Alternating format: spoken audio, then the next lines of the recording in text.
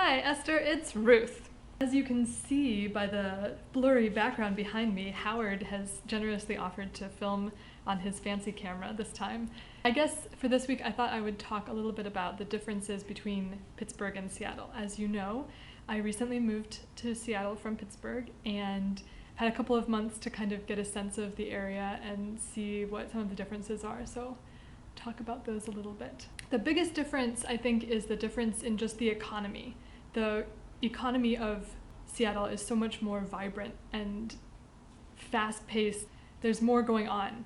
And you can see that by a couple of different factors. First of all, finding a job in Seattle was like that. It happened super fast. Whereas in Pittsburgh, you would send out 30 resumes and you might get one interview.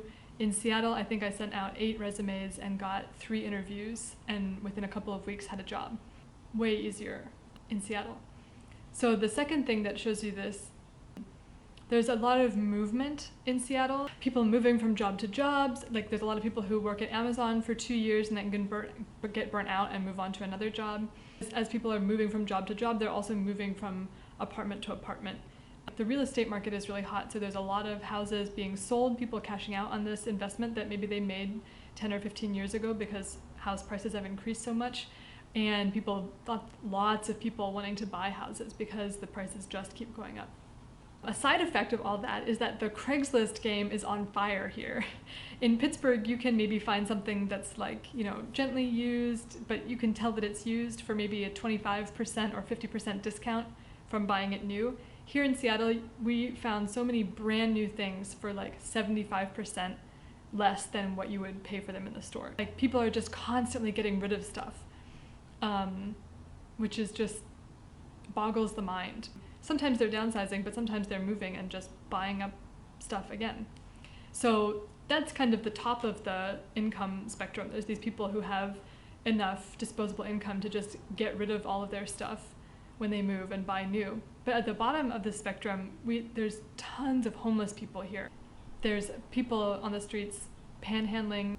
And so it's like, man, like you can really see the disparity in wealth distribution, that there's all of these incredibly wealthy people and then all of these people who are really struggling. And I keep hearing on the radio ads about nonprofits giving housing or food to people who are experiencing homelessness. It's great that there are organizations doing this, but what is going on a fundamental level that's causing so many people to be without homes? Pittsburgh, of course, has these problems too, but it's just everything is exaggerated and exacerbated in Seattle because the economy is so much more, there's so much more going on. So that's the money aspect. The other aspect I want to talk about is it's so dark.